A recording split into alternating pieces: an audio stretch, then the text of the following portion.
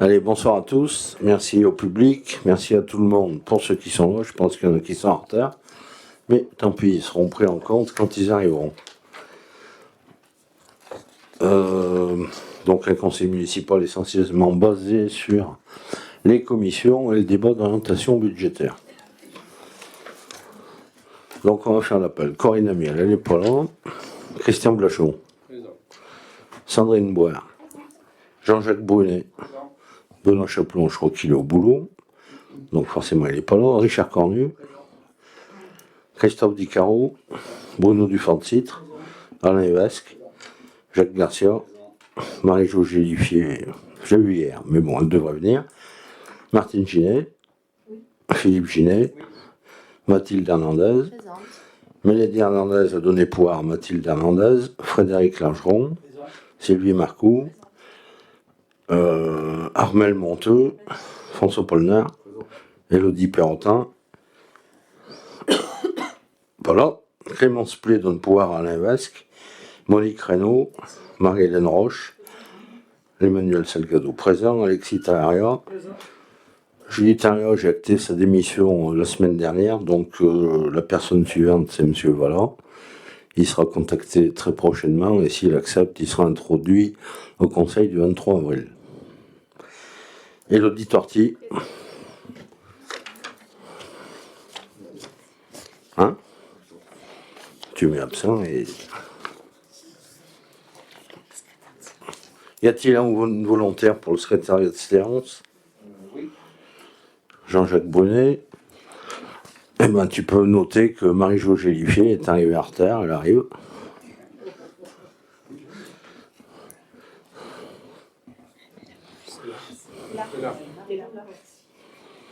C'est le meilleur moyen de ne pas se faire remarquer.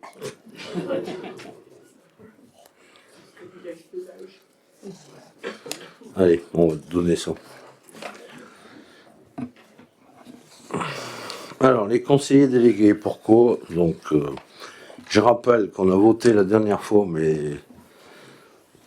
on a mis un peu plus de détails sur le rôle du premier adjoint, François Polner, communication, relations publiques, culture, manifestation, événements. Deuxième adjoint, Monique Reynaud, les affaires sociales, senior et le CCAS. Troisième, Bruno Dufort-Citre, travaux, le matériel et le service technique. Quatrième, Mathilde Hernandez, sport association, piscine, personnel saisonnier. Blachon, urbaniste, 4 de 8. Élodie Torti, affaires scolaires, gestion du personnel scolaire, jeunesse. Donc, je propose au conseil 4 conseillers délégués pour faire quoi? Donc, Jean-Jacques Brunet pour soutenir François Polner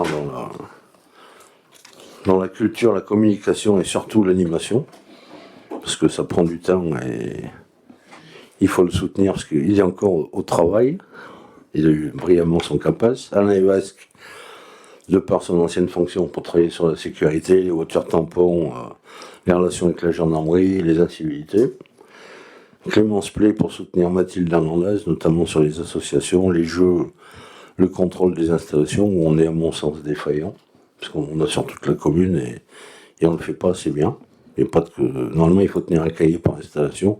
Alexis Talaria pour soutenir Bruno Dufort-Citre aux travaux.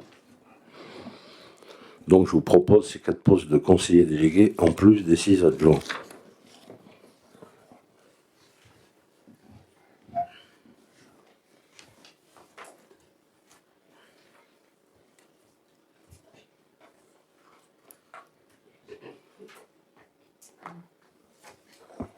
S'il n'y a pas de remarques, je le passe au vote. Y a-t-il des abstentions?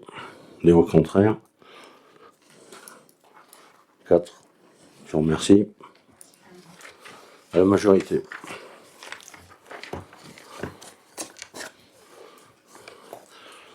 Je prendrai l'arrêté, ils attaqueront le 1er mai.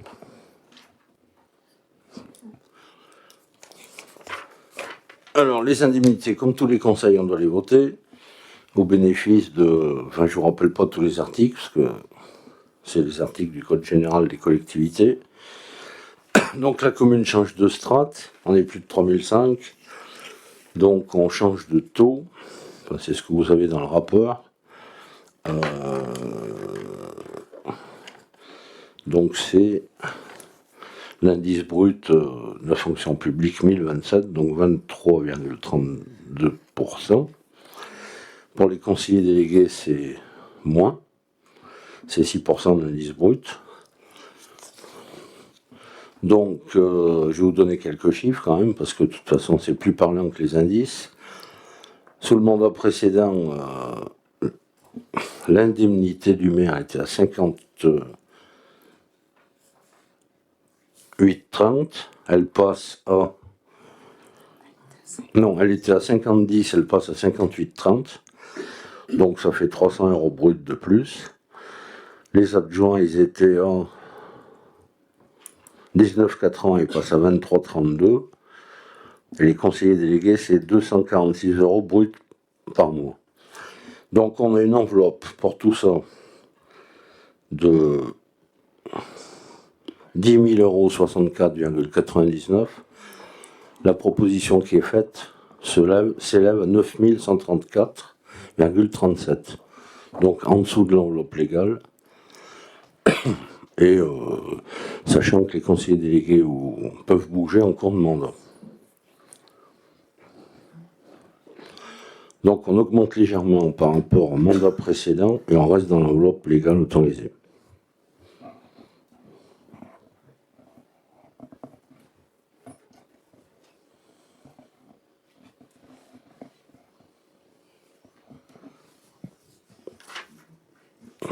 Des remarques? Je mets au vote, y a-t-il des abstentions? Et au contraire, je vous remercie pour tout le monde. Il n'y a plus qu'à se mettre au boulot.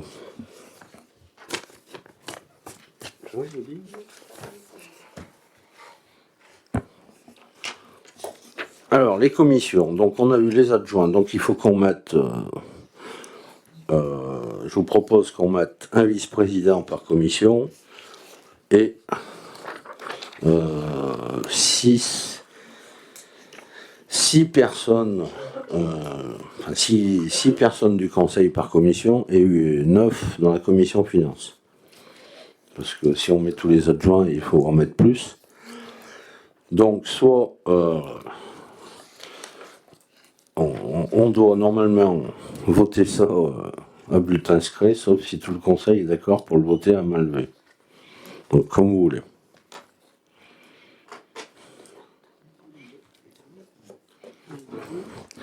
Donc, je vais le faire voter comme ça. Qui veut le faire à main levée? Merci. Donc, on le fait à main levée. Sinon, ça nous gagne du temps. Il n'y a pas de règle.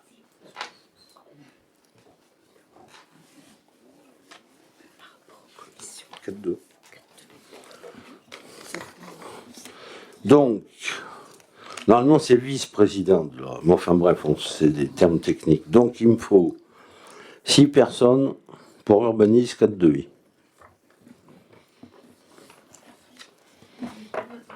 Normalement, c'est 4-2. Ginet Philippe.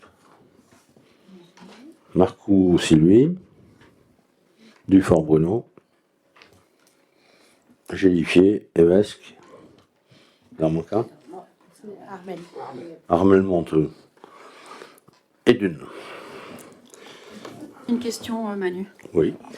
Suite à la démission de Julie, donc tu disais que Patrice va intégrer le conseil municipal. Il était intéressé pour intégrer certaines commissions. Donc, comment tu veux qu'on fasse ce soir? Est-ce qu'on lui laisse une place ou enfin, je sais On pas mettra comment X. faire. X, ok. Et puis, quand X sera introduit, on l'appellera par son vrai nom. Ça te convient, c'est bien. C'est pas que, mais c'est mieux. Enfin, c'est pas histoire de la règle. Donc, vice-présidente Mathilde Hernandez, sport, association, piscine, gestion du personnel délégué, pareil, 6. Cornu. 10 carreaux. Clémence Play et Jacques Garcia.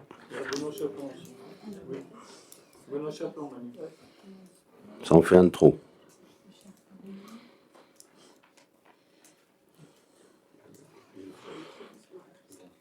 Non, mais Benoît Chaplon, Clémence Play et.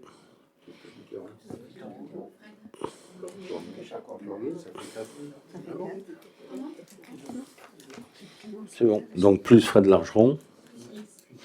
Plus, on fait comme ça, et puis on le fera. Donc, il faut qu'on le revote au prochain conseil. Bon.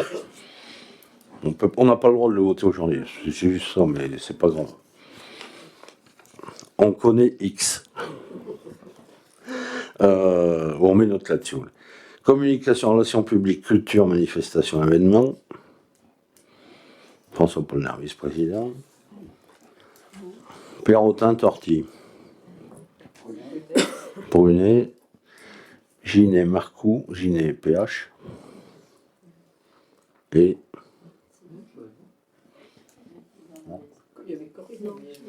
Et Corinne Amiel, à l'unanimité, vu qu'elle n'est pas là.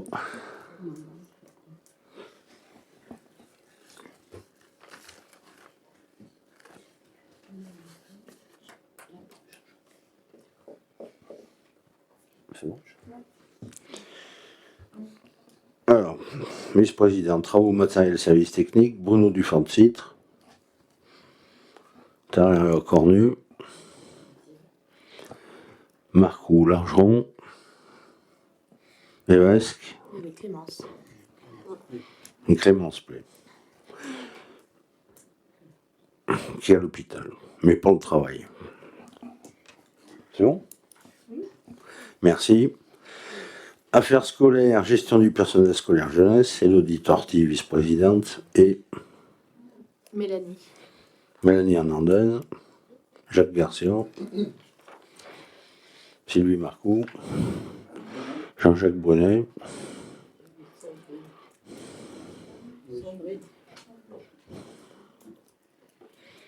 Sandrine Boer. Ça en fait combien?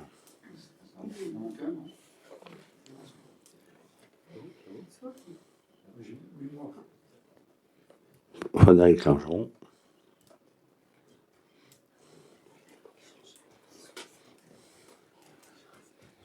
C'est bon? Merci. Alors, finance. Je propose de mettre les 6 adjoints, parce que normalement, ils remontent les demandes de leur commission. S'ils sont bons, ils sont persévérants. Parce qu'ils leur a refusé l'année N et de leur mettre l'année N+1. Plus Armel Menteux, Martine Ginet, Sylvie Marcoux. Ça fait 9.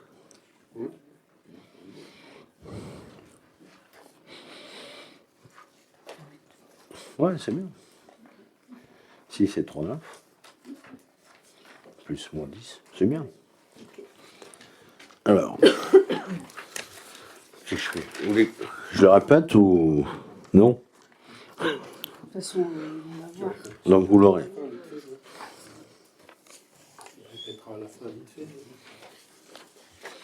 Là, je vous fais voter par commission. Parce que donc pour les commissions, urbanisme 4 de vie, sport assos, communication, relations publiques, travaux, matériels, affaires scolaires, finances, des abstentions, des voix contraires.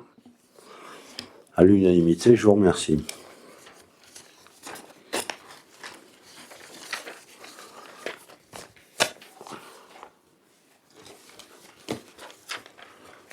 Alors, la commission d'appel d'offres, ça a changé par rapport au mandat d'avant. C'est une commission qui se réunit quand on a obligation de faire des marchés publics, suivant le montant.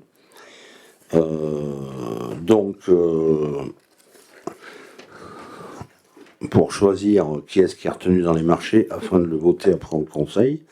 Donc elle est utilisée aussi souvent que nécessaire, suivant le montant. Donc par rapport au CGCT, le maire, lui, le met toujours président, comme d'habitude, et il faut 5 membres. Donc je vous propose 3 plus 2, 3 d'une liste et 2 de l'autre, comme on a fait pour les commissions. Donc pareil, est-ce que tout le monde veut le voter à main levée? Sinon, il faut le voter à bulletin secret.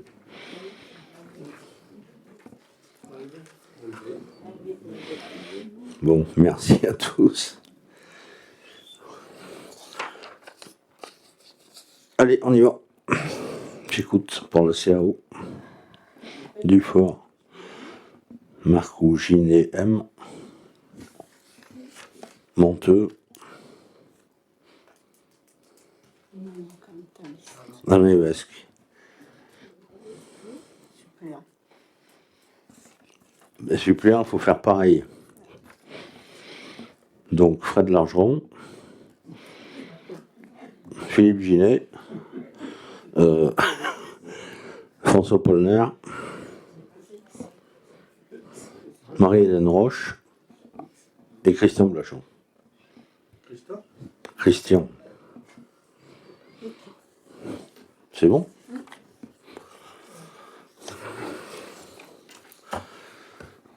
Donc pour le...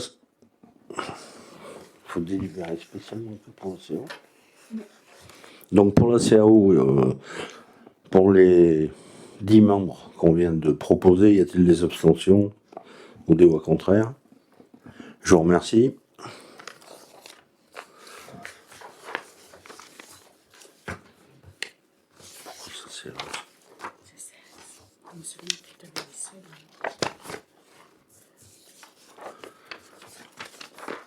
Allez, on continue. Le Centre communal d'action sociale, qui est le bras armé de la commune pour l'action sociale, entre autres, de 7 à 77 ans. Donc on doit aussi l'élire avec des membres de la société civile et des élus. Donc la société civile, ça sera après. Ce qui nous concerne, c'est les élus. Donc comme d'habitude, le maire est président et il faut 6 membres du conseil municipal. Donc la proposition, c'est comme pour les commissions, 4 et 2.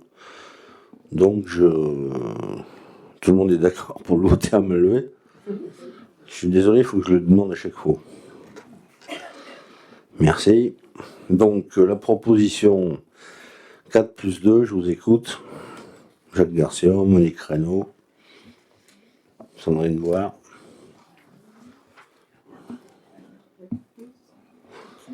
Marie-Hélène Roche. Marie-Jo Gélifier. T'en faut 6. Je fais la balance. Élodie Perrotin. Vous ne pouvez pas changer de prénom? J'ai changé de prénom.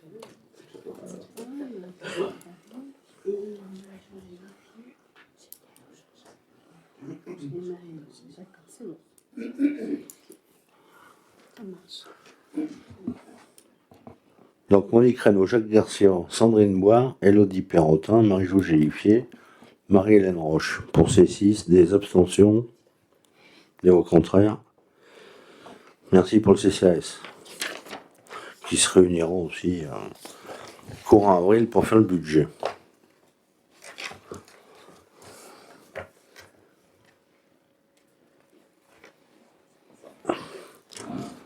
Alors maintenant, pareil pour les syndicats qui vous sont, ils y sont pas tous, on finira le 23 avril.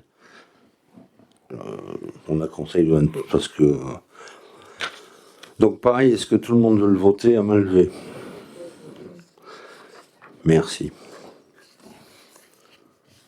Alors le syndicat de capture des carnivores domestiques errants. Il n'y a pas obligation de répartition. Donc je vous propose Monique Reynaud et Jean-Jacques Brunet en suppléant.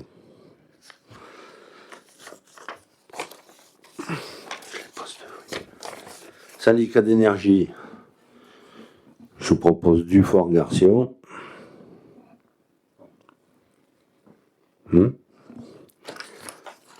Alors après, syndicat de la semaine. Propose une place de suppléant. Sylvie Marcoux, François Polner, Cornu, Brunet.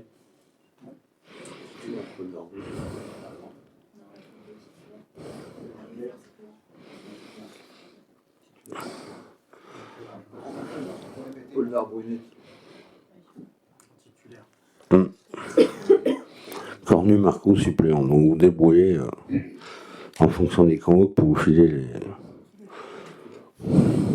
les rendez-vous.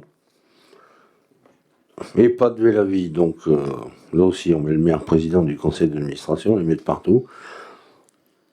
Et Monique Reynaud et Marianne Roche. Cinévelé, même, on en parlera tout à l'heure. Oui.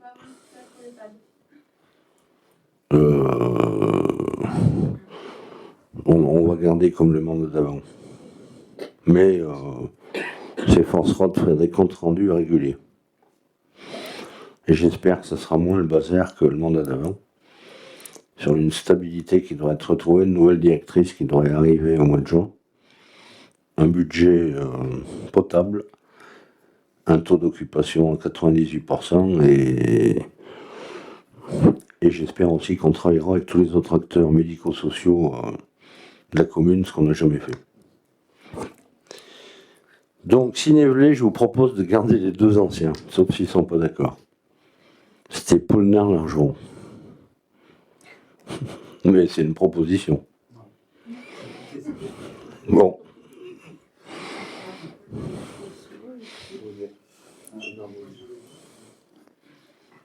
C'est lui? C'est lui? Oui, Paulnard-Marcoux, ça match aussi. Il n'y a que 2 places. Collège Roger Ruel, l'adjointe aux écoles, il faudrait qu'elle y aille. Mais je prendrai la place de suppléant, parce que j'ai bien suivi. Bon, CNAS, on met toujours le maire. De toute façon, il y a une réunion par an, et je crois que c'est un gars de la Comcom qui va. Donc c'est juste un titre, mais il faut être présent parce que c'est quand même un bel outil social pour les employés territoriaux, pour les chèques cadocs, acheter des voitures, les vacances, et patati et patata.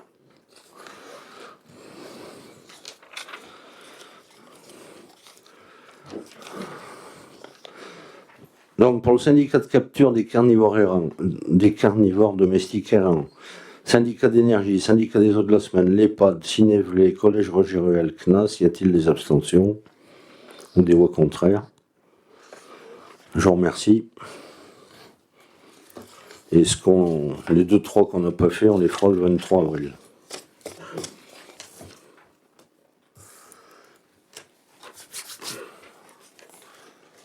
Putain, j'ai soif. Donc pour les délégations qu'on donne au maire, c'est toujours pareil, c'est le conseil qui les donne. Si on les donne pas, il n'a pas le droit de signer, la trésorerie n'a pas le droit de payer, etc. Donc c'est administratif. Notamment, pour, je vous les liste, pour faire signer des demandes d'autorisation d'urbanisme, souvent qui délèguent, mais si c'est pas fait, on n'a pas le droit de les signer, de participer aux associations où on adhère, de participer aux actions en justice ou de défendre la commune dans les actions intentées, d'exercer le droit de préemption au nom du code de l'urbanisme, ou de le déléguer, fixer les rémunérations et les frais d'honoraires des avocats, afin de pouvoir les signer, décider de la création de classes dans les établissements d'enseignement, pour le moment, on n'est pas à la création. Accepter les dons et les legs, pour prononcer la délivrance et la reprise des concessions dans les cimetières, signer les contrats d'assurance, ainsi que d'accepter les indemnités de sinistre. Les décisions, je propose de les mettre à 40 000 €, non pas pour les utiliser, mais une fois ou deux par an. Ça peut servir si on a un souci. C'est pas vous me connaissez, c'est pas mon rôle de dépenser de l'argent, mais ça évite de réunir les conseils s'il faut changer un véhicule ou changer une toiture. Mais ça sera soumis, comme je l'ai toujours fait, à des devis et à un rendu. Enfin voilà, la dernière fois il était à 15 000, mais on se rend compte qu'une fois ou deux dans le mandat, ça pose souci. Donc voilà les délégations que je vous propose de déléguer au maire de Saint-Didier-en-Velay.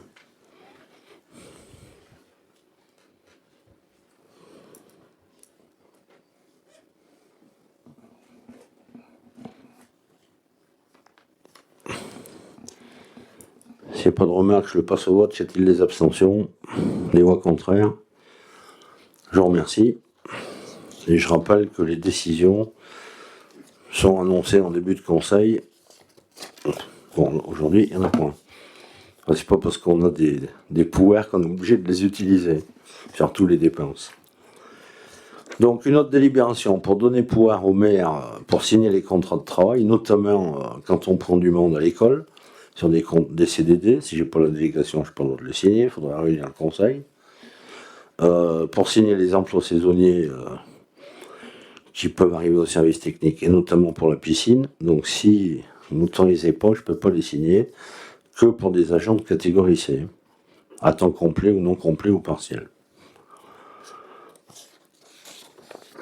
Des abstentions, des voix contraires pour les contrats. C'est bon, merci à vous.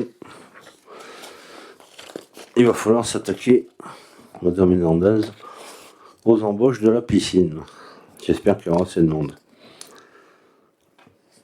Alors, une autre autorisation qui arrive rarement, parce que je crois que maintenant la formation des agents, le transport, je crois qu'il est pris en compte. Mais si on avait des agents qui partent en formation et qu'on doit leur rembourser des frais de transport, il faut que moi qu'on dise de pouvoir le signer, sinon la trésorerie ne pourra pas les rembourser. Donc pour les remboursements de déplacement du personnel, on y va. Pas d'abstention, pas de loi contraire. Et merci, ça sera utilisé qu'à la marge. C'est pris en compte de la résidence administrative au lieu de destination de l'agent. Donc une autre délit, plan administratif, qu'on est aussi obligé de prendre en début de mandat. Je rappelle juste qu'en 2012, on l'avait déjà voté, ce règlement financier, puisqu'on était... 22, pardon, merci. On était passé de la M14 à la M57, et notamment ce qu'il faut retenir, c'est qu'on est obligé d'amortir les investissements le lendemain qu'on les achète, enfin même le jour même. C'était ça la grosse modif. Après, la commune est soumise aux règles comptables du CGCT et du plan comptable public, ce qu'on doit respecter, et on doit aussi voter ce règlement, ce que nous impose l'État et la trésorerie. Après, je ne vais peut-être pas y rentrer dans le détail, en plus de ça. C'est purement administratif. C'est bon pour le règlement, pas d'abstention, pas de loi contraire, merci à vous.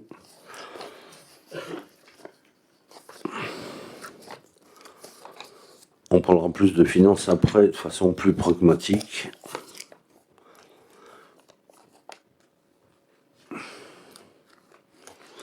Alors, pour le débat d'orientation budgétaire, c'est plus intéressant. On a des obligations de timing. Mais bon, on n'a pas les services de Saint-Étienne Métropole, donc logiquement, il y a des dates avant le conseil du budget, mais là on est pas mal en termes de timing. Bon, cette année c'est une année exceptionnelle, hein, je vous le dis, d'élection, donc les commissions finances, on les fait pas, mais on va le faire en direct live en conseil, puisqu'il faudra en faire une avant le DOB et une après, mais bon, on va faire le DOB en conseil et le budget en conseil pour cette année. Donc, si on prend le cadre réglementaire d'un débat d'orientation budgétaire, bon, il doit tenir compte de toutes les lois qui encadrent tout ce qui est financier pour les collectivités territoriales. Mais ce qu'il faut surtout savoir, c'est qu'on le fait en 3 parties. Le contexte macroéconomique, on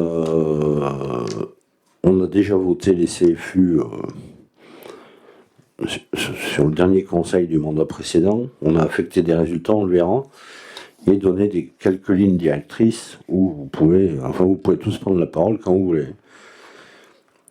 Donc en ce qui concerne le contexte macroéconomique, je ne suis pas un spécialiste de l'économie, mais tout le monde lit les actualités au niveau mondial. C'est un peu la situation étant ce qu'elle est.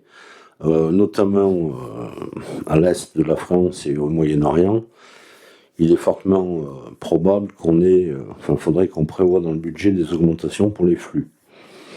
On verra tout à l'heure, mais je pense que chaque commune va faire ça, puisque malheureusement on n'y coupera pas. Et puis il vaut mieux qu'on prévoie, à mon sens, des augmentations qu'on n'ait pas, qu'on n'y pense pas. Enfin, voilà ce que je pourrais dire sur l'aspect international, mais je pense que tout le monde partage. Sur la situation nationale, donc en plus ça a été entaché de plusieurs gouvernements pour faire le budget. La dette publique est non maîtrisée. Mais en ce qui concerne les collectivités locales, il y a eu notamment le DILICO que avait inventé Bercy et qui disait que les communautés de communes et les départements devaient prêter de l'argent à l'État. Donc après, sous pression des sénateurs et peut-être des élections municipales, les communes ne seront pas entachées de DILICO. Donc, et on le verra tout à l'heure, pour la commune de Saint-Didier, je résume, on n'aura pas de baisse de dotation, on aura même une augmentation. Je pense qu'elle est due au changement de strate de la commune. On passe plus de 3005, donc on a un peu plus. Enfin, c'est entre 50 et 100 000 euros. 55, donc c'est entre 50 et ça. 45 ? Plus 45. Donc il n'y a pas de... En gros, plus 45 000 euros sur les dotations. Pour cette année, parce qu'on fait un budget chaque année en France. Je ne suis pas très content du fonds vert, puisqu'on voit on veut qu'il y ait une politique énergétique meilleure, et il a été diminué de 2,5 milliards en 24 et 1,15 milliard en 25. Donc il roque des miettes à aller chercher sur le fonds vert. C'est bien dommage. Mais ça, c'est pas nous qu'on vote. Le FCTVA, ils ont amendé pour le récupérer, mais on le récupérera toujours, pas à 100%. Sur la TVA, sur les travaux.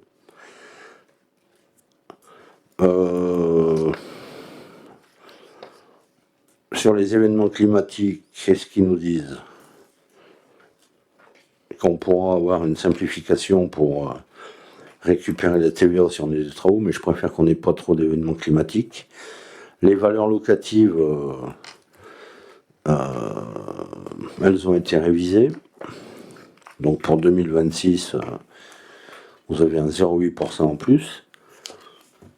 La taxe d'habitation sur les résidences secondaires, bon, ça représente 30 000 euros pour la commune, donc je pense que là-dessus, c'est pas trop notre souci.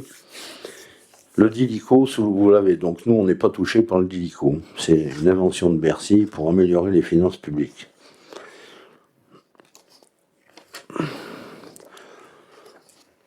Est-ce que vous avez des choses à dire par rapport à cette présentation simple mais générale?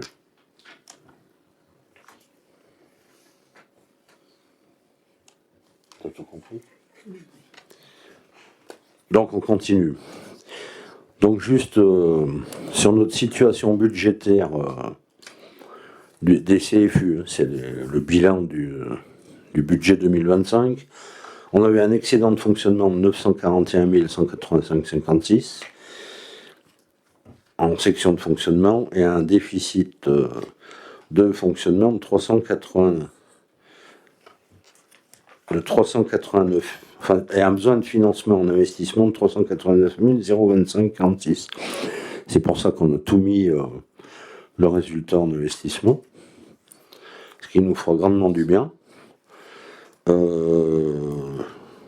Voilà, ça c'est la situation de laquelle on doit partir pour faire un budget prévisionnel. Sur notre camping, on en reparlera, mais on a un déficit de 216 620,43 avec une lourde pression de la direction des finances. Donc on en reparlera tout à l'heure, il va falloir s'en occuper, et 76 971 d'excédents sur la section d'investissement.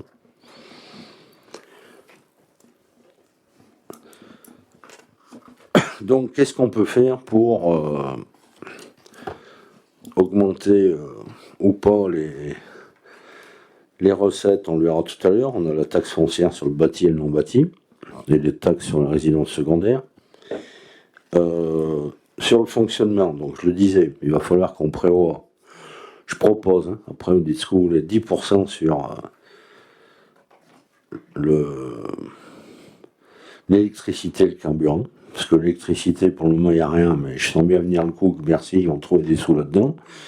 Et le 20% pour le gaz. C'est à peu près ce qui est conseillé aujourd'hui. Même En fait, on ne sait pas ce qui va se passer, donc autant qu'on prévoit fort, et ça sera peut-être pas assez. Sur le personnel, ce qu'il faut retenir, donc le personnel, les charges de personnel, on a aussi tous les saisonniers, hein, tous ceux qui bossent à la piscine, on a les astreintes estivales et les astreintes d'hiver aussi, hein, donc le volume, c'est pas que les gens qui sont là. Et ce qu'il faut retenir, c'est qu'on a la CNRACL, la part employeur, qui augmente de 3%. 3 points. Donc il va falloir en tenir compte dans les charges de fonctionnement. C'est incompressible. C'est imposé par la loi. Donc sur la protection santé, on avait vu que on a adhéré à une mutuelle. Enfin, le centre de gestion a proposé à toutes les collectivités de la Haute-Loire. Bon, alors ça me fait, enfin, ça vous fera rire, puisqu'on a 20,3 équivalents temps plein. Il y a 5 agents qui ont adhéré. Ça nous coûte 20 € brut par mois, donc ça va pas nous ruiner. Et j'invite la secrétaire générale à refaire le tour de tous ces agents, parce que, ou alors ça veut dire que cette mutuelle n'est pas intéressante. Mais bon, on aura au moins fait l'effort d'adhérer. Le SMIC, il est réévalué de 1,18%. Le point d'indice des fonctionnaires ne bouge pas. Donc pas d'augmentation. Ça, c'est pas de ma faute, c'est pas moi qui vote les lois. Donc les effectifs, je vous les répète pas tous, on a 20,3 équivalents temps plein. Il y a 5 personnes en administratif. 8, 9.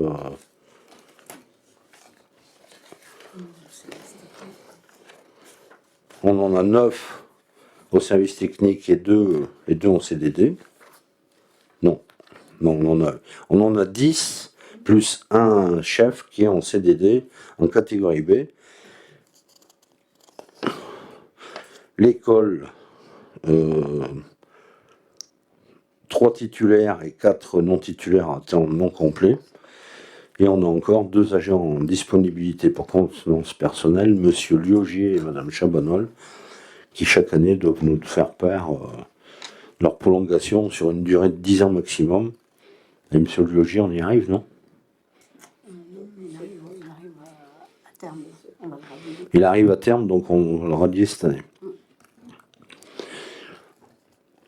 Emmanuel, juste une question, c'est quoi les catégories? Moi, C'est des catégories qui classent les agents en fonction des concours qu'ils ont ou du statut qu'ils ont. A, c'est le plus haut. B, c'est en dessous. Et C, c'est en dessous encore. Souvent, pour la filière technique, C, c'est le plus bas dans les tâches. B, c'est technicien, donc souvent il encadre. Et A, c'est ingénieur. Sur les A, c'est pareil, c'est ingénieur, c'est cadre. Cadre moyen employé en gros. Et c'est une grille définie par l'État, hein, sur des avancements naturels au long des années. Et pour sauter d'une catégorie, il faut passer un concours. À l'ancienneté, ça arrive aussi, mais c'est plus long. Donc en fait, les A, comme Isabelle, ils coûtent très cher, les B un peu moins cher, et les C, ils coûtent pas cher.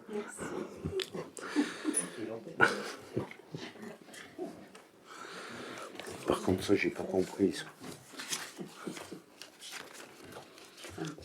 J'ai pas compris ça. Ça, je comprends pas ce que c'est. Ça. Ça veut dire que c'est des emprunts qui s'arrêtent sur la commune. T'en as 26 et t'en as 3, 25. Donc voilà, merci Isabelle. Sur les emprunts qui s'arrêtent, on en a 4, un au Crédit Mutuel et 3 à la Caisse d'épargne.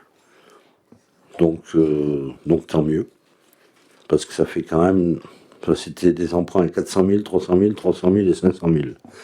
Donc ça ne nous fera pas de mal au niveau des charges fiscales. Et sur le camping, l'emprunt qui s'arrête en 2026, c'est celui qui avait été sur les chalets il y a une vingtaine d'années. C'est ça? 20 ou 25. Il va s'arrêter cette année. Donc la ligne de trésorerie, la dernière qu'on a votée, c'est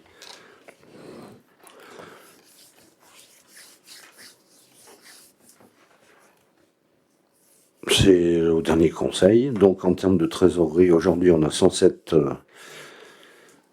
a 1 euro trop.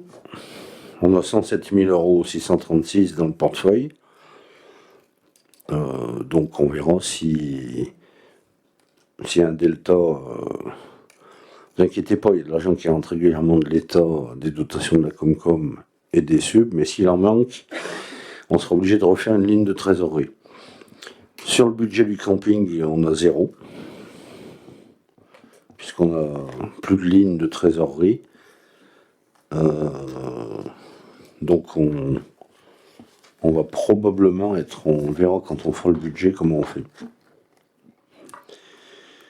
Donc sur les emprunts en cours en 2025, il y en avait un de 500 000 €. Et le deuxième, c'était un emprunt à court terme qui s'arrête en 2027, notamment à cause du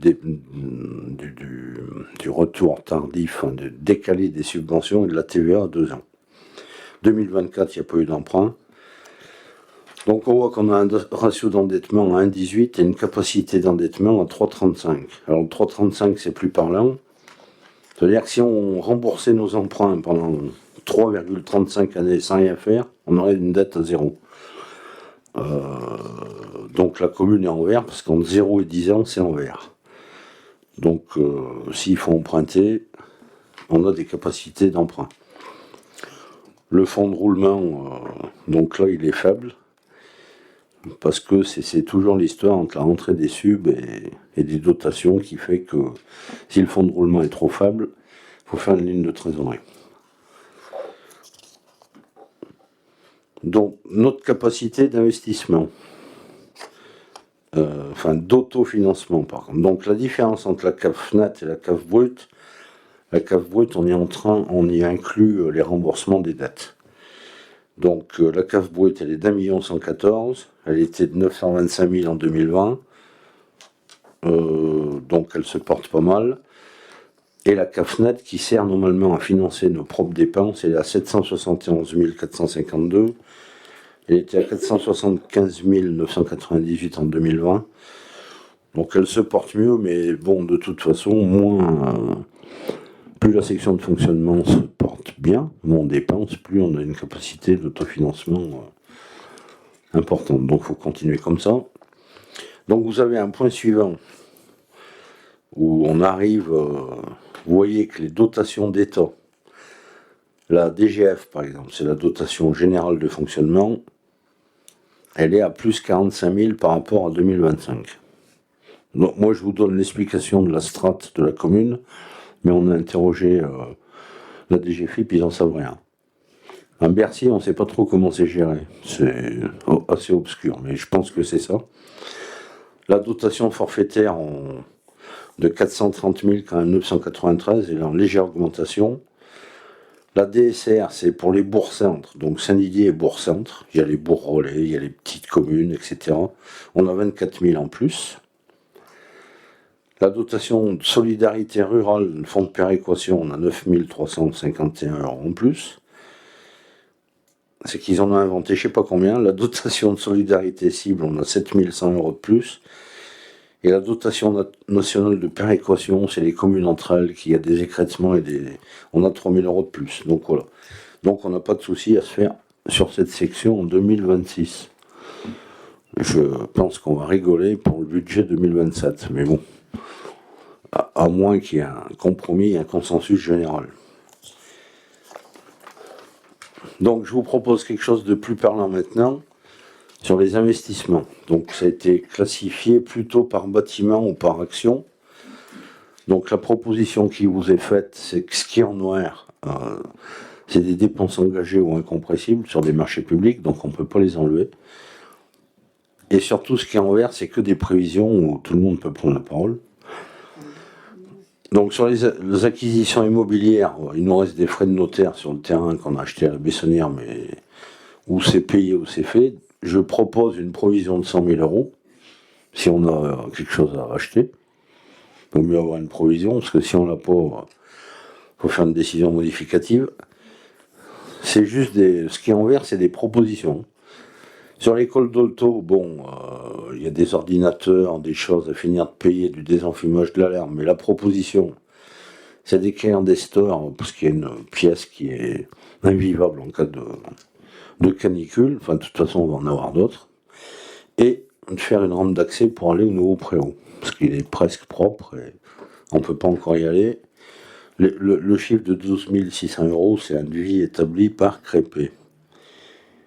Le complexe sportif, on n'a pas oublié le lave-vaisselle, tant demandé par le basket, entre autres. Stade vestiaire, il y a eu des travaux suite aux effractions et un peu de signalétique à refaire. Donc les 2 cours de tennis couverts, il reste 356 960 à payer, notamment sur des travaux. La piscine, un peu de matériel divers comme chaque année, puisque on achète toujours 2-3 bricoles, ou un peu de pharmacie ou je sais pas quoi, ou il y a des casses. Pour la mairie, il y a un ordinateur portable en plus. Pour la halle, on a des frais d'ascenseur obligatoires et je crois que les associations demandent 2-3 bricoles. On a mis 600 €. Pour l'installation des sanisettes, 173 790, c'est le prix du marché. Ça vient d'attaquer. Et l'objectif, c'est qu'on ait des toilettes avant la fête de la musique. Vous voyez, Régis Peloton, il y a divers aménagements. Et, là aussi, la canicule, ouais, il fait chaud, on va essayer avec un ventilateur. Après, on verra s'il faut faire autre chose. Et c'est ce qui coûte le moins cher à 2000 €. Parce que après, la clim, on verra. S'il faut mettre une clim, on essaiera de la mettre. Donc le cinéma, j'en reparlerai tout à l'heure, on a fait une signalétique, des plans d'intervention et d'évacuation, mais on va faire autre chose, j'en parlerai en fin de conseil. Enfin, comme vous voulez, mais c'est aussi bien. Donc, on reste dans les chiffres, et puis... Le cabinet dentaire, 307 190, c'est des restes de travaux à payer. L'église, le variateur du chauffage, ça a été fait, les 2165 €. L'espace Régis Vidal, on a laissé la part de la commune avec le marché de la Comcom à 180 000 €. L'éclairage public, le village, c'est fait. Le désidérial, c'est pas fini. Mais ça va se terminer. Il manque de candélabres, je crois. Le lotissement Mouflé à Robert, je crois qu'on a presque tout fini, l'extension. Le parking là-haut, le chemin du Pas du Mont, les bandes foraines, place Foch, c'est fait aussi. Le boulevard des Jardins, place du SNI, place des Vallons-de-Breuil, c'est en train de se finir. Le bourg aussi, et la proposition, c'est de rajouter une petite partie à 16 000 € qui manque sur le bourg, comme ça sera un quartier de fini. Et il reste, ouais. Et il restera Champs-Verts, les Adrets et la Bessonnière. Et je crois que là-bas, ça cube. On a 50 000 ou 100 000, mais bon, cette année, il faudrait se dépêcher avant 2028, il n'y aura plus de sodium après. Pour le désidérial, il doit rester 2-3 bricoles, enfin non, pas 2-3 bricoles, 139 000 € de travaux sur l'aménagement du parking et des réseaux. Boulevard des Jardins, place du SNI, il reste 966 000. Et fin avril, les travaux sont finis. Programme voirie, la proposition n'est pas trop épaisse parce que on mettait plus d'habitude, mais bon, c'est juste une proposition pour faire la route de la Ruyère en pâtin, la rue des Narcisses, qui n'est pas terrible. Ça semble faible quand même, Manu. Le montant de 65 € pour tout ça. Parce que rien que les trottoirs de la RD 500, je ne sais pas si ça chiffre pas plus que le montant qui est indiqué là sur Donc, ce rapport. c'est juste une proposition, donc on a chiffré plus avec d'autres quartiers. Mais c'est quoi qui paraît faible? Le montant? Ouais, mais C'était juste l'arrêt du canal. en fait, le montant est faible parce que la technique envisagée, c'est pas de l'enrober. Le projet provoque quand même pas mal d'aménagements, notamment paysagers. Je vois difficilement comment. Ah non, mais là, on fait juste... C'est pas le projet qui avait été non, validé. là, D'accord, c'est il est 400 changé, en fait. 000. Oui, je sais bien. C'est pour ça que je pose la question. Donc ça sera un débat qu'il faudra avoir plus tard. Là, c'est Donc juste... c'est une modification du projet qui avait été. c'est juste décidé. faire du... C'est bien ce que je Le pensais. département fera la voirie Et nous, on fera un minimum où c'est le plus abîmé sur les bordures, mais pas d'aménagement général. Ce qui avait été, ça avait été envisagé, mais là, on n'a fait aucun dossier dessus, ni de rien. Sur les aménagements de la RD 500 et les réseaux, j'y rajouterai le Faubourg de la Pêchoire et un bout à la Murette. Il faut qu'on se mette d'accord avec la Comcom sur les travaux qui seront faits et entre nous sur où on aménage et on va chercher des sous. Mais pas sur ce mandat, il n'y a eu qu'un petit montant parce que avec tout ce qui se reste à payer, on n'aura pas les. Et puis il faut qu'on travaille le dossier avec tous les partenaires financiers. Mais il existe toujours, le plan existe, il ne bougera pas, quoi. Mais il n'est pas mis cette année. Enfin, il n'est pas proposé. Ok. La vidéosurveillance, Excuse-moi Manu. Donc tu parles de la rue de la Ruyère, tu as dit c'est uniquement du Pointe-à-Temps, alors du coup c'est pas une reprise de la ou un élargissement ou on a dit Non. c'est que du Pointe-à-Temps. c'est du pata. Les Narcisses, c'est un gravillonnage. Saint-Roch, bon, c'est mieux abîmé avec cailloux, donc là on fera de l'enrobé. Faubourg de la Pêchoire, c'est une purge quand ça commence à descendre parce que c'est en mauvais état, mais le Faubourg de la Pêchoire, il a refait entièrement. Mais c'est aussi du 300-400 000 euros. Quoi. Et Saint-Roch, c'est la partie qui est pas goudronnée, non ou c'est Le la... lotissement, non, elle est privée celle-là. Ah, elle est C'est le privée. lotissement Saint-Roch. pardon. Ok. Mais on fera peut-être cailloux à voir. On peut faire aussi un marché avec des tranches conditionnelles. Mais si on a des jolis prix, en faire un peu plus. Si on met 2 tranches conditionnelles et qu'on arrive sur un montant sympa, la CAO peut décider de les affermir ou pas. Donc la vidéosurveillance, c'est fait au service technique à le complexe. Il reste celle du Creuset à 13 200 €. Sur la gestion des flux, on en reparlera plus tard. Sur acquisition diverses, bon, surtout une réserve de 117 000 parce que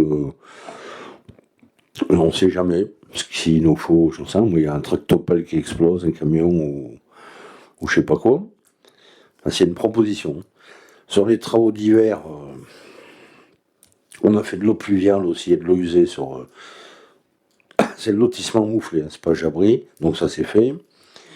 On a aménagé des containers pour le Sictom à la piscine et vers le collège.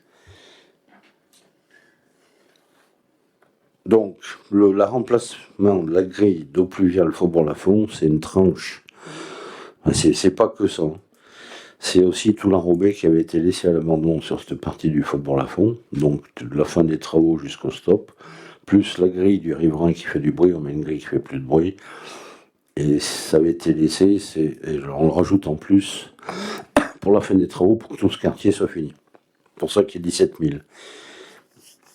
Et donc là aussi, une réserve de travaux d'hiver de 117 000, au cas où il y a un souci sur un bâtiment ou je sais pas quelle saloperie qui pourrait nous arriver en dégâts naturels. Donc les travaux de bâtiments d'hiver, on a raccordé les kinés en liaison directe avec leur fournisseur d'électricité, donc les factures elles passeront plus par chez nous. Il y a une pompe à chaleur à changer chez Agro 5, puisqu'on est propriétaire et qu'elle est. Le toit de la chapelle Saint-Roch, 70 000 €. J'ai vu un vieil architecte de l'ABF, donc on va refaire le projet. Je vous le dis, il m'a conseillé de prendre une maîtrise d'œuvre, parce que j'avais pris le CAUE pour que ce soit gratuit. Mais le vieil architecte m'a conseillé d'avoir une maîtrise d'œuvre parce qu'il estime qu'il y a des problèmes de structure et qu'il vaudrait mieux se couvrir avec une vraie maîtrise d'œuvre. Donc il faut que j'en trouve une et qu'on recommence. L'idée de souscription publique avec Si. la Fondation du patrimoine, c'est toujours d'actualité. Oui, mais le gars de la souscription, il y était. Mais on a des montants estimés par le CAUE des entreprises. Si on prend une maîtrise d'œuvre par des architectes, oui, on va peut-être changer le montant. Donc tant qu'on n'a pas le résultat de cette maîtrise d'œuvre, on ne la lancera pas, on la lancera plus tard. Et donc du coup, ça risque d'être un montant à la hausse, on est d'accord. Bah, moi, il m'a fait peur parce qu'il a identifié des problèmes de structure importants et j'ai plutôt tendance à faire confiance à quelqu'un. Donc dans les jours arrivés, je vais essayer de trouver une maîtrise d'œuvre, mais sur ces vieux bâtiments, ça ne court pas les rues. Il y en a une à Saint-Et, une au Puy. Donc, on va recommencer le chiffrage et on sera certainement peut-être amené à délibérer sur les demandes de sub. Et la souscription, on la lancera quand on aura le nouveau montant.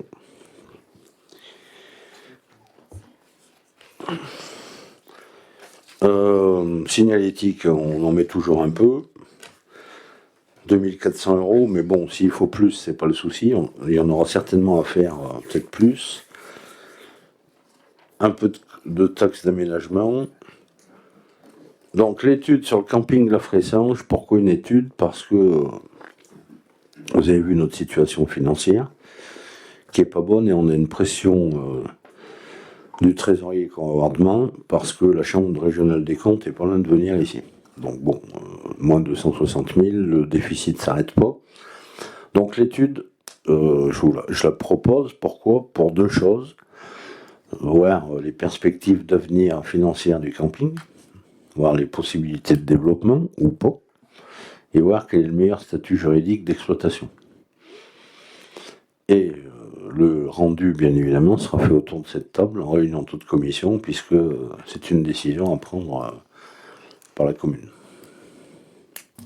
Juste une petite remarque, le tourisme, c'est pas une compétence communautaire. Pourquoi la commune prend à sa charge une étude comme celle-ci pour 9 000 €, quoi, 9 200 €? Donc, le tourisme, c'est une compétence communautaire. Ça, je peux pas te dire le contraire, mais le camping, le propriétaire, c'est la commune. Comme Sudorex, c'est la SPL. Donc, l'intervention de la collectivité ne rentre pas dans les études. Donc, et en plus, il nous faut une étude, ça on n'a pas le choix, puisque la région serait un potentiel financier à 50% s'il y a une étude.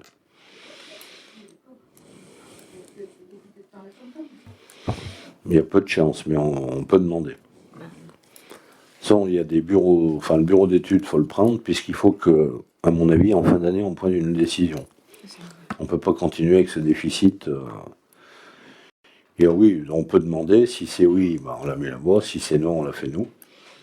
Mais ce qu'il faut surtout, c'est que le rendu soit fait ici même. Je préférais d'ailleurs en réunion toute commission qu'en conseil. Il faut déjà travailler avant de délibérer.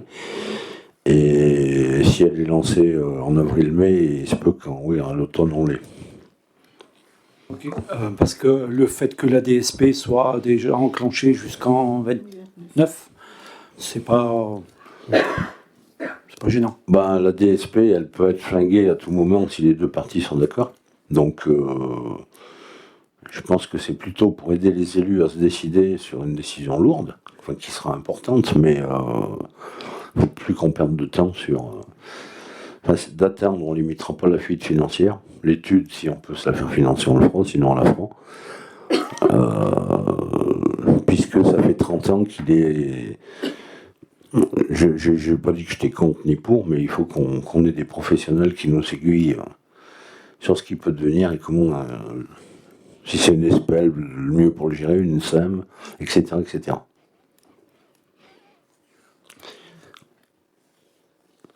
Donc je vous tiens au jus là-dessus. On a bien évidemment le remboursement des capitales d'emprunt, 367 000.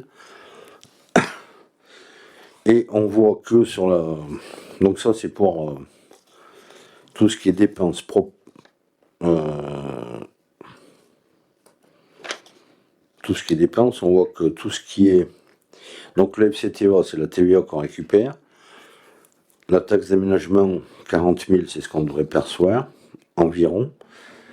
Donc on a toujours cette avance remboursable du camping, on la met de façon comptable, mais on sait bien que qu'on la verra jamais, de 134 000. Les petites villes de demain, c'est une sub qui reste à prendre. Et 1 775 000 de subventions que Isabelle Damon va se mettre au boulot après les budgets. C'est ça? Donc pour tout ce qui est travaux de l'église, qu'on avait fini, le complexe sportif, il en reste? C'est demandé, mais on n'a pas reçu. C'est demandé, donc ça c'est pas un souci. Donc pour les tennis, pour le cabinet dentaire, le leader c'est en vert, mais normalement je dois signer un papier, c'est bon. Il ne reste plus que ça à faire, donc ça devrait être vite fait. Pour l'aménagement du CERN, c'est surtout à l'Europe et le CAP 43, ça ira bien. La région nous donne 10 000 € pour les caméras. La Sanisette, on n'a pas attaqué, mais je le rappelle, c'est l'État et le département. Bon, la chapelle Saint-Roch, donc j'ai déjà expliqué, on va repartir sur une maîtrise d'œuvre, donc je donne pas de montant, mais je pense qu'il vaut mieux qu'on se couvre, parce qu'ils ont fait des travaux et qu'elles tombent par terre. Donc on retrouve l'affectation de résultats de 941 000, notre déficit d'investissement qu'on met dans les... Évidemment qu'on reprend sur l'investissement, parce que là on a un investissement.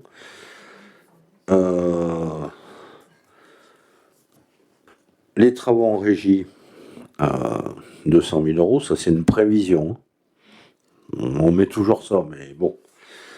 Notre section de fonctionnement qu'on prend en recette de 600 000 euros.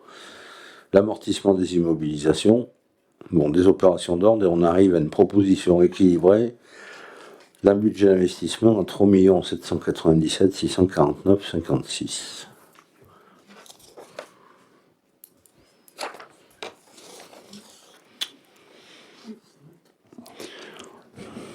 Ce ne sont que des propositions, mais vu que sur cette année, il y aura pas mal de restes à réaliser sur les travaux, les gros investissements, il n'y en a point, quoi. Sachant qu'il y a 2-3 réserves qui peuvent permettre, le cas échéant, de choper des opportunités ou pas.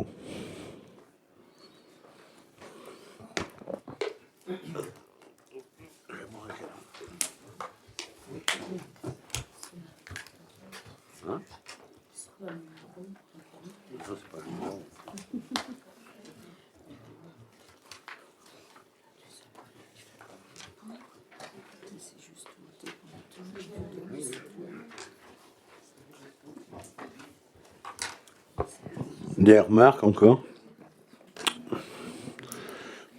Donc, est-ce que... Moi j'en ai une, juste sur la vidéosurveillance. Je m'attendais un tout petit peu plus sur les caméras, sur la sécurité du village, quoi. Donc, on va demander au conseiller délégué à la sécurité de faire le tour de la question. Bon, il peut être continuer à être qui veut, ou du maire pour nous faire des propositions. Ouais, je prends pas de risque après l'été. Parce que là, on a renforcé nos bâtiments, un peu le centre et le creuset. Effectivement, il en manque et j'attends qu'il fasse le tour pour nous faire une proposition qui doit être aussi validée par la gendarmerie. Parce que c'est eux les principaux. Il faut qu'on ait une proposition. Oui, après l'été, ça serait bien, je pense. Ouais, on a quand même quelques soucis sur les points de collecte, sur voilà, sur des dépôts tu vois, des dépôts d'ordures qui n'ont rien à faire là, et puis d'autres voitures qui sont de passage, quoi, qui stationnent.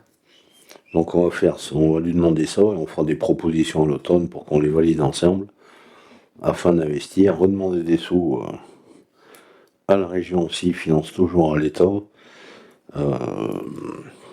Et je pense aussi qu'il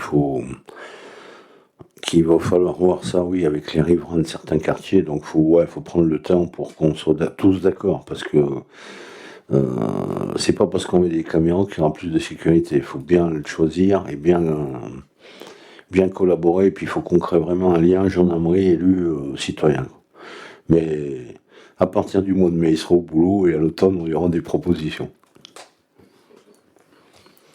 Donc est-ce qu'on peut considérer que le débat d'orientation budgétaire a eu lieu? Y a-t-il des abstentions? Des voix contraires? Je vous remercie. Et on préparera le budget à peu près dans le sens qui a été dit dans ce débat.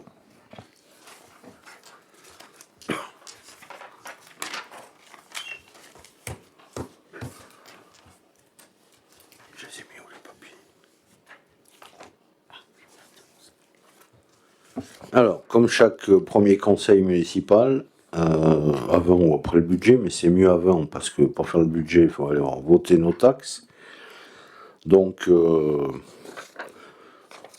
alors qu'est-ce que je vais vous dire? On a la taxe foncière sur les propriétés bâties, sur le non bâti, et la taxe d'habitation sur les résidences secondaires.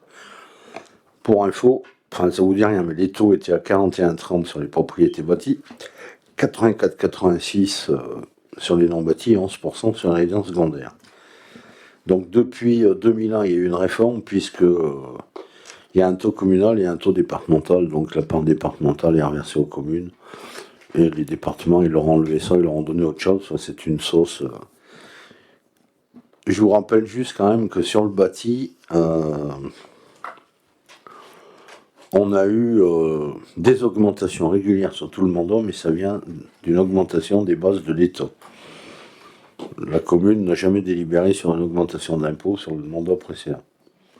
Mais l'État augmente les bases parce qu'il se dit que, vu qu'il donne aux collectivités, il augmente les bases, donc il fait payer à tout le monde. On a aussi les taxes sur les pylônes. Ça nous rapporte 56 474 €, puisqu'ils traversent notre commune. Nos allocations compensatrices qui vont baisser. Mais bon, on a vu que sur les dotations, on avait un plus, donc c'est pas le souci. Un coefficient correcteur qui baisse aussi. Donc si on... Enfin, à mon sens, mais je ne sais pas si tout le monde partage, vu le contexte économique national et international, je pense pas que ce soit le moment d'augmenter nos administrés sur les impôts fonciers.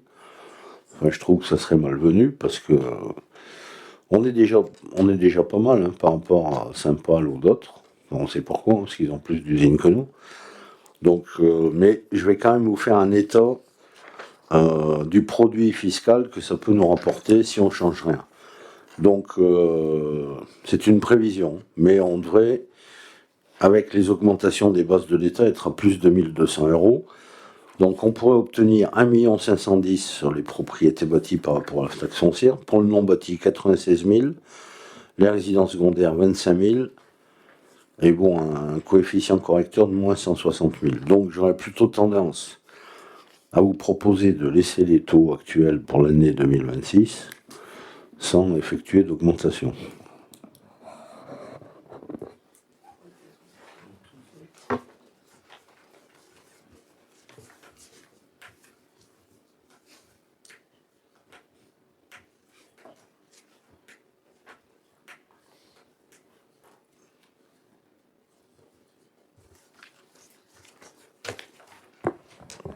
Donc, qui ne dit rien concerne, je pense que tout le monde est d'accord pour qu'on les touche pas. Donc, je disais tout. Pour la taxe foncière à 41,30, pour la taxe foncière sur le non bâti à 84,86 et pour la taxe d'habitation 11% sur les résidences secondaires, y a-t-il des abstentions ou des voix contraires? Je vous remercie à l'unanimité.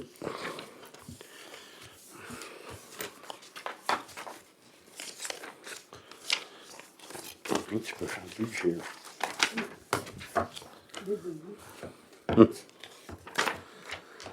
Donc un petit... L'ensemble Saint-Luc-en-Velay, c'est ce qui gère tous les biens qu'ont l'ensemble à Malmont, Saint-Just, Saint-Victor, La Siauve, Saint-Victor et Saint-Didier. Donc, historiquement, ça date de 2010. Hein. La mairie participe au règlement du chauffage de l'église, ce qui n'est pas illogique, puisqu'elle est à nous, enfin, elle est à la commune, et donc on participe à 20% sur le budget chauffage. Donc, Monsieur Ploton nous a fait passer comme demande de subvention, hein. On le passe en demande de subvention. Donc il y a eu un coût total du chauffage de 2 988 €. Le deal historique est de 20%, donc 20% ça fait 598 €. Et je vous propose d'associer à cette subvention l'indemnité de gardiennage, puisque normalement ça serait à nous de le faire, mais bon, je préfère que ce soit le curé et l'ensemble paroissial qui s'en occupe, ça nous évite de mettre du personnel. Donc on y rajoute 82 €, c'est ce qui est... donc si on rajoute ces 82 € 598, je vous propose de verser à l'ensemble Saint-Luc-en-Velay une subvention de 680 €.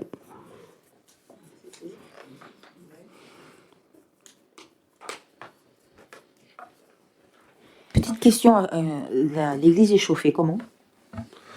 Donc l'église, elle a une chaudière qui est derrière la nef, qui est alimentée par du gaz. Donc au gaz.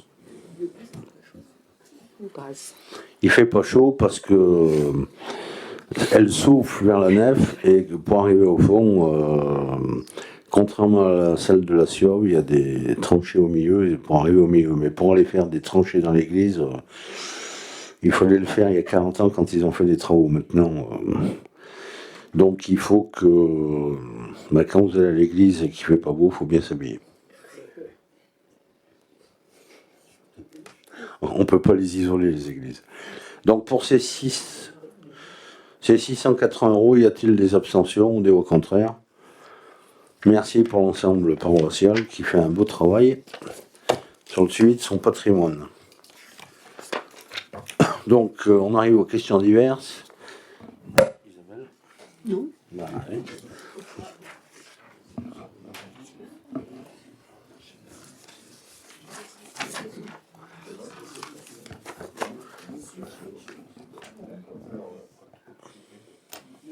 Non. Allez.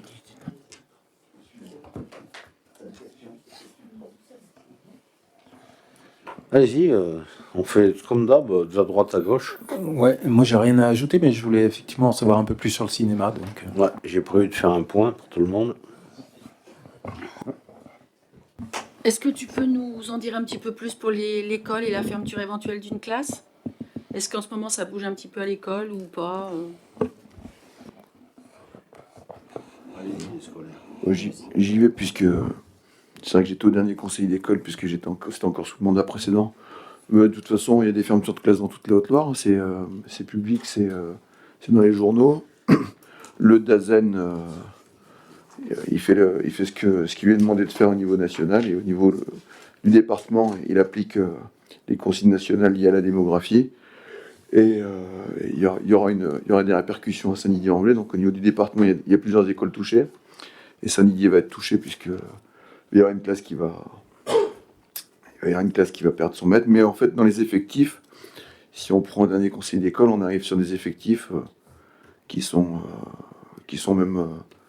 restent sur des classes avec des effectifs totalement décents. Donc ils sont pas du tout inquiets en fait au niveau de l'école, puisque lorsque Philippe Calvo, directeur de l'école élémentaire, a présenté le fait que ça avait diminué, eh bien ils n'étaient pas inquiets, quoi. Donc ils vont avoir une fermeture de classe, il y aura une classe de moins, mais en fait en élémentaire, ouais, tout à fait.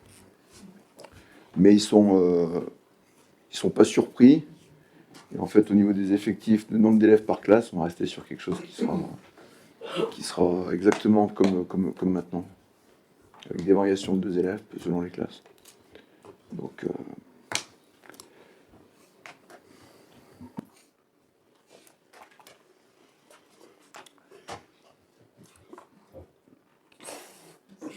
Là, c'est plus pour Isabelle, en fait. C'est juste dans le règlement budgétaire financier, on parle de compte administratif alors qu'on est passé au CFU en page 7. Ah oui, mais ça n'a pas été... C'est le défaut des copies-collées.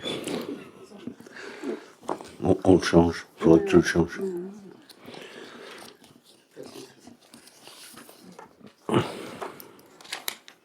ouais, donc il y a une baisse d'effectifs, il y a 18 élèves en moins. Je viens de reprendre le compte rendu au niveau de l'école pour des précisions. Donc pas de tir effectif dans les classes, dit au conseil d'école le 10 mars dernier. La fermeture envisagée, donc non.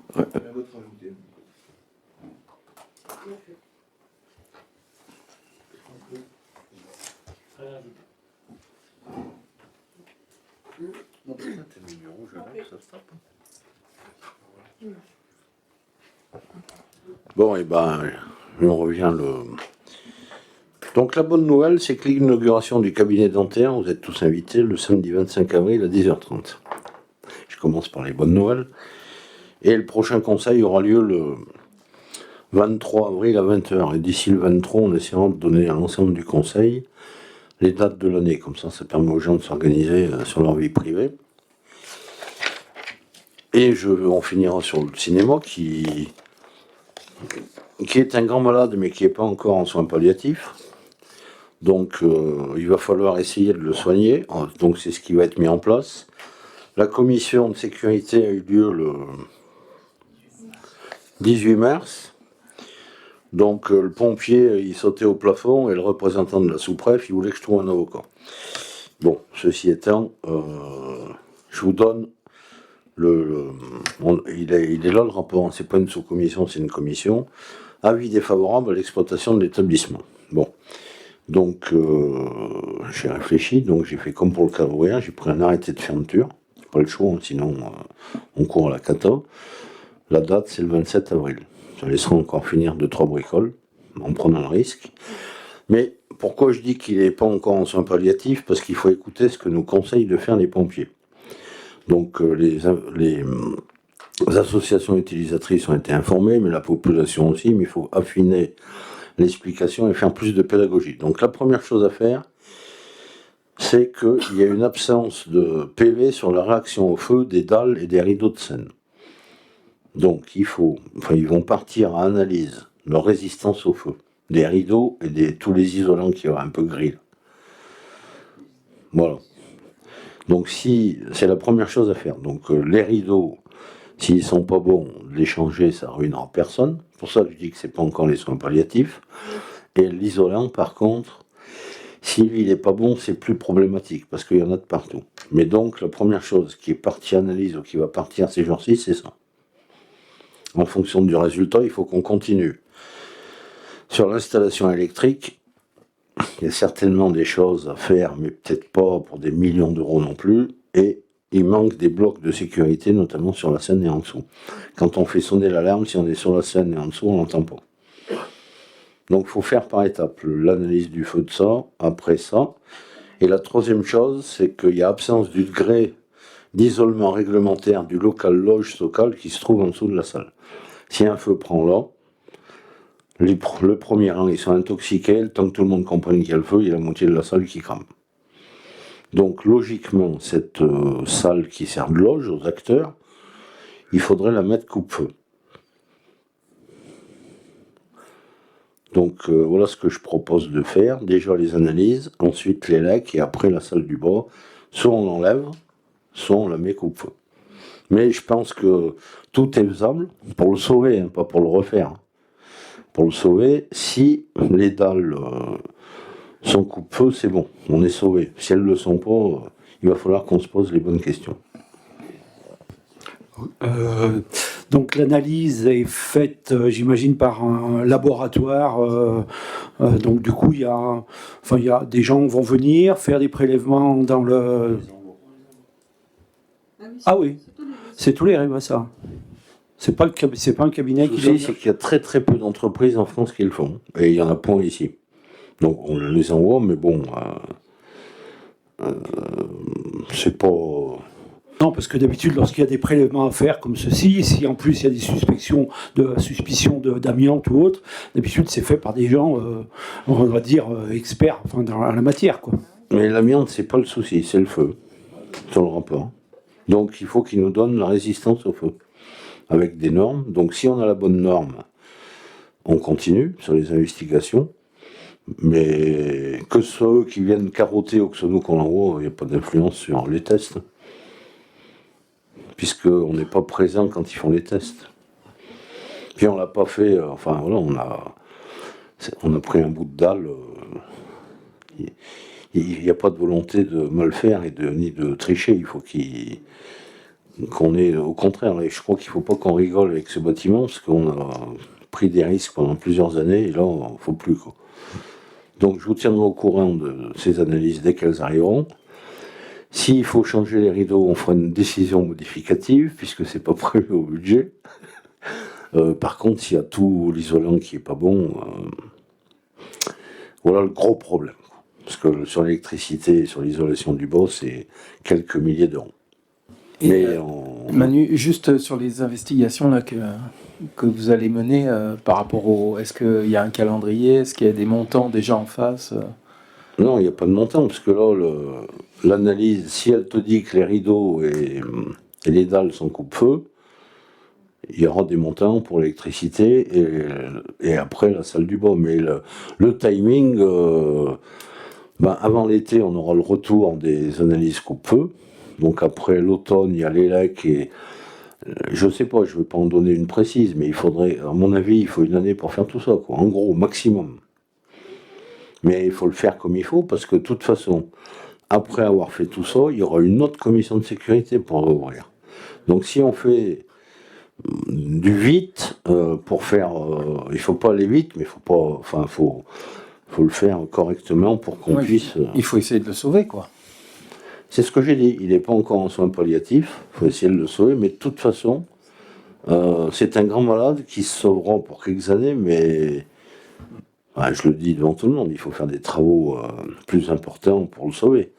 Ce qu'on va faire là, si on y arrive, ça le sauvera pour quelques années, mais des lourds travaux, il faudra réfléchir à, je sais pas quelle commission va y bosser dessus pour faire quelque chose de potable, parce que même si on arrive à avoir une commission de sécurité favorable, le problème on le recule. Donc après, premier temps on le sauve, deuxièmement on réfléchit de ce qu'on en fait.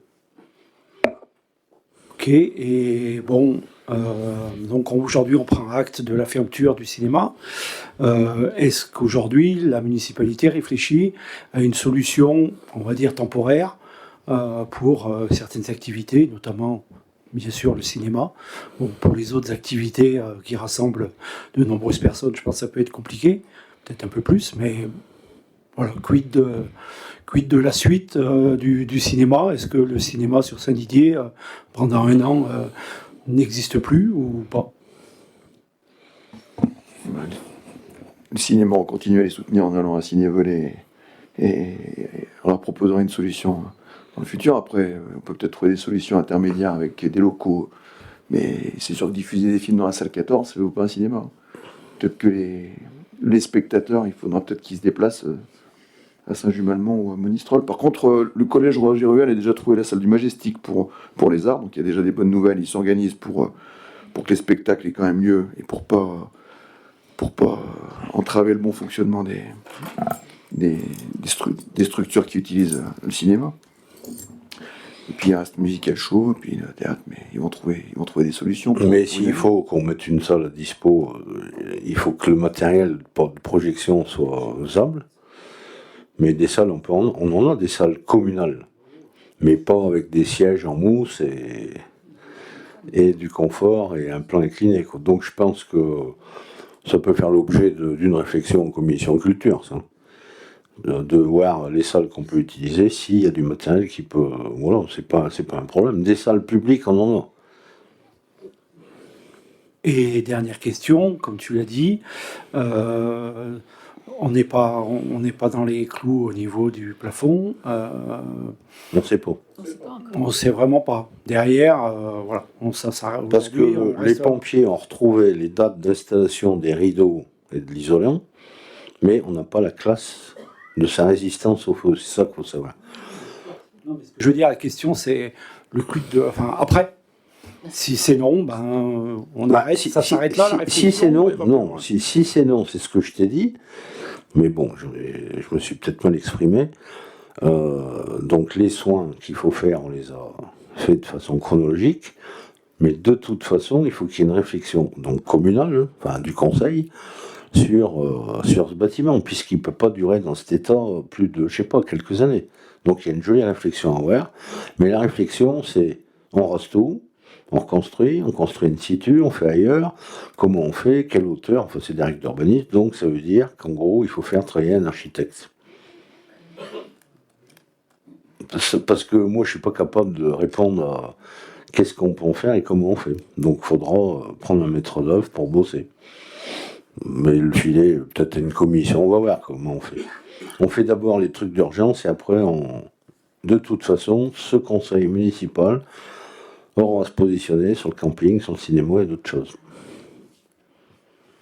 Donc l'avenir, en fait, faut pas le voir en noir, faut plutôt le voir avec des perspectives d'avenir. C'est sûr que les années qui arrivent courtes seront pas marrantes, mais tant pis, il faut qu'on fasse l'effort tous ensemble avec les associations utilisatrices, les désidériens, pour que le conseil municipal puisse proposer à terme, parce qu'on est quand même... si on regarde sur les communes de la Comcom, il y a Aurec et Saint-Didier qui ont à peu près la même problématique. Donc il va falloir aussi bosser peut-être ça au niveau de la Comcom, peu importe. Puisqu'il faut qu'une commune de 3500 habitants, qui a des dentistes, qui a des choses bien, des écoles, etc. Au niveau culturel, il ne manque une salle, donc oui, il faudra y travailler dessus pendant ce mandat. Donc sur cette... voilà. Ben, je pense que tout le monde est d'accord en plus.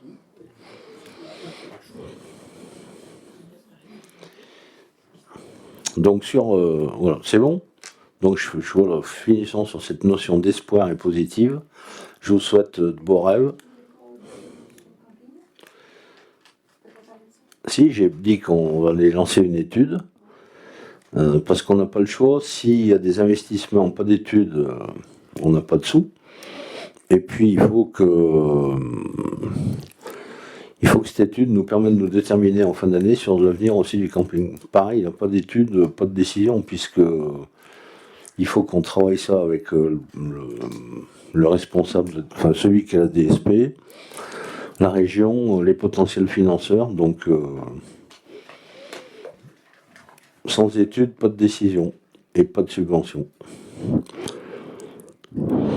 Voilà, donc je vous souhaite à tous et à toutes de beaux rêves et un beau film pour la soirée. Merci à tous. Fin du conseil, 21h26.